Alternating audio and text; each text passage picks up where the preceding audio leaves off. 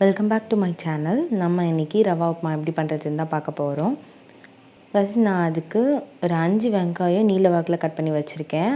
5 பச்சை மிளகா கட் பண்ணி வச்சுருக்கேன்.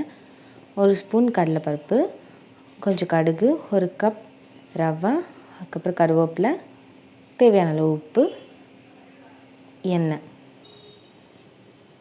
இப்போ நம்ம ஒரு வானல் வச்சுக்கலாம் அடுப்பில். வச்சுட்டு அது கொஞ்சம் சூடான பிறகு அதில் 1/4 ஸ்பூன் நெய் விட்டு, நெய் நல்லா சூடான பிறகு அதில் நம்ம எடுத்து வச்சுருக்கோம் இல்லையா 1 கப் ரவை, அதை போட்டு நல்லா வறுத்துக்கலாம்.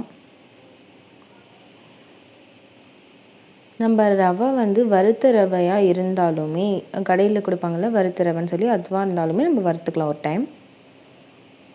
நம்ம தேவையான அளவுக்கு எண்ணெய் ஊற்றிட்டு அதில் நம்ம எண்ணெய் சூடான பிறகு கடுகு போட்டுக்கலாம். கடுகு நல்லா பொரிஞ்ச பிறகு நம்ம இதில் கடலைப்பருப்பு ஆட் பண்ணிக்கலாம்.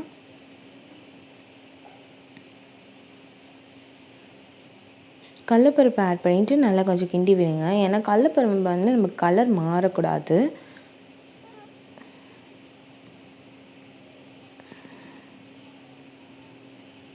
இப்போ நம்ம கருவேப்பிலை ஆட் பண்ணிக்கலாம். நம்ம எடுத்து வச்சுக்க வெங்காயம், பச்சை மிளகாய் அது எல்லாத்தையும் ஆட் பண்ணிவிட்டு நம்ம நல்லா கிண்டி விட்டுக்கலாம்.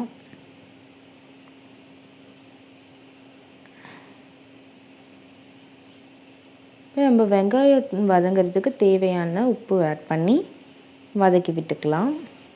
நம்ம மூடி போட்டு நம்ம வேக வைக்கலாம் வெங்காயத்தை. ஏன்னா அப்போ தான் நம்மளுக்கு வெங்காயம் நல்லா வேகும். லோ ஃப்ளேம்லேயே வச்சு வேக வைங்க. இப்போ நம்ம அடிக்கடி திறந்து பார்த்து நம்ம ஒரு டைம் கிண்டி விட்டுக்கலாம். ஏன்னா அடி பிடிக்கும் இல்லையா, அதனால இந்த மாதிரி திறந்து கிண்டி விட்டுட்டு திருப்பியும் ஒரு மூடி போட்டு கொஞ்ச நேரம் அதை வேக வைங்க. நம்மளுக்கு வெங்காயம் நல்லா வேகணும். அப்போ தான் உப்புமா நல்லா டேஸ்ட்டாக வரும்.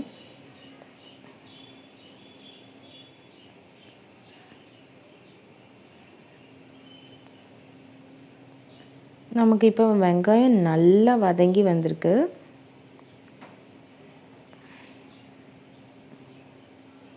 இப்போ நம்ம 1 கப் ரவை எடுத்தோம். அதே கப்பில் 2.25 கப் நம்ம தண்ணி எடுத்துக்கிட்டால் கரெக்டாக இருக்கும். நீங்கள் எந்த கப்பில் அளக்குறீங்களோ அந்த கப்பு 1 கப்னால் அந்த 1 கப்புக்கு 2.25 கப் தண்ணி ஊற்றுங்க. இப்போ நம்ம உப்புமாவுக்கு தேவையான உப்பு ஆட் பண்ணிக்கலாம். நம்ம வெங்காயம் வதங்கிறதுக்கு மட்டும்தான் உப்பு ஆட் பண்ணோம். ஸோ இப்போ உப்புமாவுக்கு தேவையான உப்பு ஆட் பண்ணிவிட்டு நல்லா இதை ஒரு தடவை கிண்டி விட்டுக்கலாம்.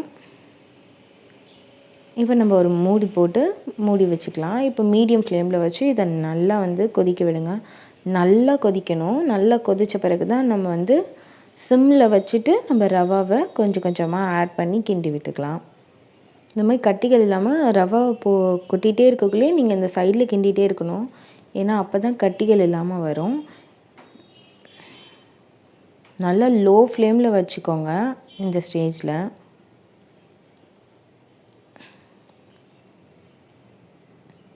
இந்த மாதிரி நல்லா கிண்டி விட்டுட்டு இதை நல்லா சரிசமமாக ஆக்கிட்டு இப்போ நம்ம மூடி வச்சுக்கலாம். வச்சுட்டு ஒரு 2 நிமிஷம் இதை நல்லா வேகட்டும். 2லேருந்து 3 நிமிஷம் நல்லா இது வெந்த பிறகு நம்ம இப்படி திறந்து பார்க்கக்குள்ள இது நல்லா உதிரி உதிரியாக நம்மளுக்கு நல்லா கட்டிகள் எதுவுமே இல்லாமல் குழப்பு எதுவுமே இல்லாமல் நல்லா சாஃப்டான உப்புமா நம்மளுக்கு நல்லா கிடைக்கும். நீங்களும் வீட்டில் இந்த மாதிரி உப்புமா செஞ்சு ட்ரை பண்ணுங்கள். Thanks for watching.